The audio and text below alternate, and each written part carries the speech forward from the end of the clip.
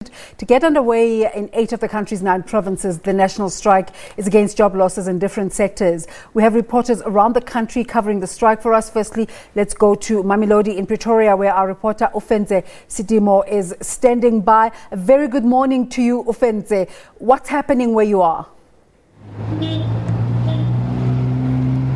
Thank you very much, Desiree. We're coming to you live from Shutdown Secondary School, just in Mamelodi East. And from what we heard, apparently schooling will actually be cut short at the school, as the teachers are actually going to be joining those that will be assembling at the Mary Fitzgerald Square. But joining me now is the LRC president of Shutdown Secondary School, Sontoma Kafola, who's actually going to elaborate on what the situation actually is at the school at the moment. Thank you so much for your time, Sonto.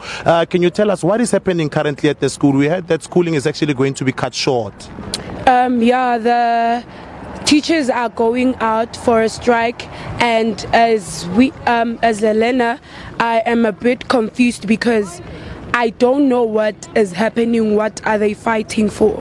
Okay, and you also mentioned that you are in matric right now, and it's quite challenging, you know, considering that you want to be seeing your name at the end of the year. How does that make you feel? Actually, right now I'm angry because I have, when they come back, they'll be putting pressure on us that we as learners, we must just learn according to their pressure. They'll be running, and right now it's just a mess. Okay. But as learners, how are you organizing yourselves to make sure that while the shutdown continues, you guys don't fall behind? I heard you say there were some who were suggesting that you should stay at school and teach each other yourselves. Yes, as matriculants in Shutdown, we never had 100%. So because we want to have 100% pass rate, we decided to stay behind and just to study, and those who are very intelligent, they will be helping those who are lacking. Okay, part of the demands is that a moratorium should be put on retrenchments. People should not be retrenched from their jobs.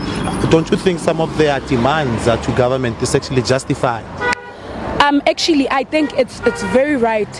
If teachers are, like in Shutdown Secondary School, we're having teachers that are they're very concerned. So for them to be concerned, I think they need to raise their payments. They need to give them a raise of money. Okay, and then what would you say to other learners as the leadership of the LRC?